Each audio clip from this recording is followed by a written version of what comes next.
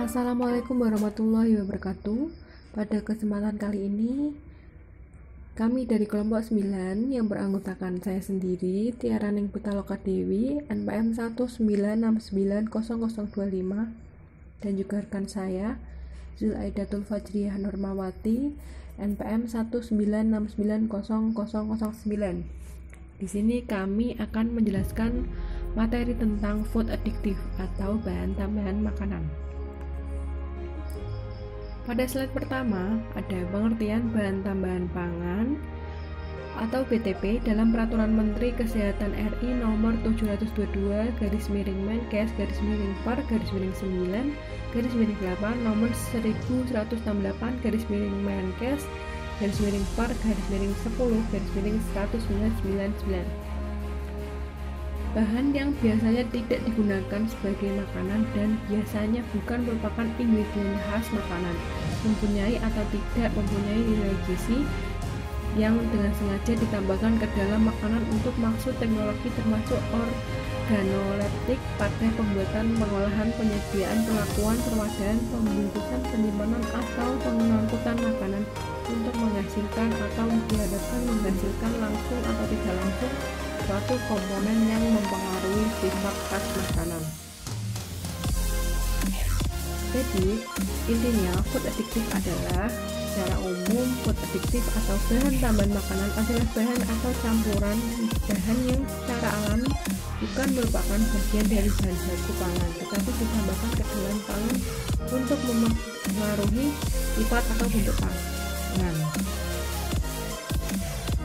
Tujuan penambahan food addictive: yang pertama, mengawetkan makanan dengan mencegah pertumbuhan mikroba perusak pangan atau mencegah terjadinya reaksi kimia yang dapat menurunkan mutu makanan. Yang kedua, membentuk makanan menjadi lebih baik, menjadi renyah dan lebih enak di mulut. Yang ketiga, memberikan warna dan aroma pada makanan. Yang keempat, meningkatkan kualitas pangan. Dan yang terakhir, menghemat biaya. Oke, pada slide selanjutnya ada pengelompokan food addictive. Jadi, food addictive itu dibagi menjadi dua kelompok. Yang pertama adalah bahan tambahan pangan yang ditambahkan dengan sengaja ke dalam makanan dengan mengetahui komposisi bahan tersebut dan maksud penambahan itu dapat mempertahankan kesegaran, cita rasa, membantu pengolahan. Dan yang kedua ada bahan tambahan makanan yang tidak sengaja ditambahkan, yaitu bahan yang tidak mempunyai fungsi dalam makanan tersebut, terdapat secara tidak sengaja baik dalam jumlah sedikit atau cukup banyak akibat pelakuan selama produksi, pengolahan, dan pengemasan. Selanjutnya ada pengelompokan food addictive menurut Permenkes RI Nomor 722 Menkes per 9/1988. Di sini ada macam-macam food addictive, antara lain antioksidan, pewarna, pengatur keasaman, pengeras makanan, pemutih telur, anti kamsal, pengawet makanan, pemanis buatan, pengemulsi, penyedap rasa, dan sekuestran.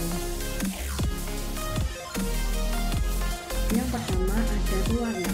Pewarna adalah bahan tambahan makanan yang dapat memperbaiki atau memberi warna pada pangan. Contoh, ada amaran, indikotin, dan naftalin. Yang selanjutnya ada pemanis buatan. Pemanis buatan adalah bahan tambahan makanan yang dapat menyebabkan rasa manis pada pangan yang tidak atau hampir sama sekali tidak mempunyai nilai gizi. Contoh, sakarin, aspartam, dan siklamat. Selanjutnya ada pengawet. Pengawet adalah bahan tambahan makanan yang dapat mencegah atau menghambat fermentasi, pengasaman, dan perayaan lain pada pangan yang disebabkan oleh pertumbuhan mikroba. Contohnya ada asam asetat dan asam benzoat. Selanjutnya ada antioksidan.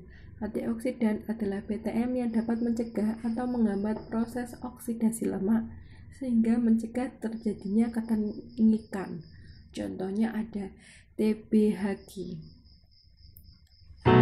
Kemudian ada anti gempal, bahan tambahan makanan yang dapat mencegah menggempalnya atau menggumpalnya bahan yang berupa serbuk seperti tepung atau bubuk, contohnya kalium silikat. Penyedap rasa merupakan bahan tambahan makanan yang dapat memberikan atau menambah, mempertegas rasa aroma, contohnya MSG.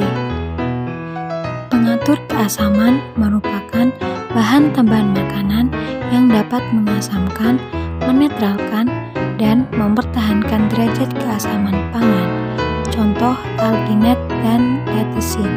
Selanjutnya ada pemutih atau pematang tepung, merupakan bahan tambahan makanan yang dapat mempercepat proses pemutihan dan atau pematangan tepung sehingga dapat memperbaiki mutu pemanggangan. Dan ada juga pengemulsi, merupakan bahan tambahan makanan yang dapat membantu terbentuknya dan memantapkan sistem dispersi yang homogen pada pangan. Selanjutnya ada pengeras, merupakan bahan tambahan makanan yang dapat memperkeras atau mencegah melunaknya pangan, contoh kalsium klorida dan kalsium sulfat. Yang terakhir adalah sekuestran, merupakan bahan tambahan makanan yang dapat mengikat ion logam yang ada dalam pangan sehingga memantapkan warna, aroma, dan tekstur, contoh asam fosfat.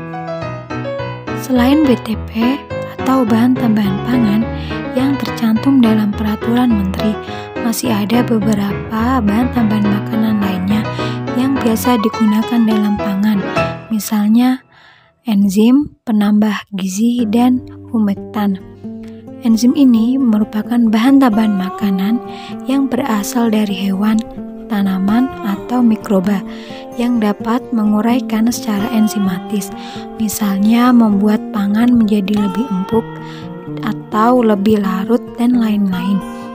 Dan yang kedua ada penambah gizi, bahan tambahan makanan berupa asam amino, mineral, atau vitamin, baik itu tunggal maupun campuran, yang dapat meningkatkan nilai gizi pangan. Yang ketiga ada humektan, bahan tambahan makanan yang dapat menyerap lembab atau uap air sehingga mempertahankan kadar air pangan.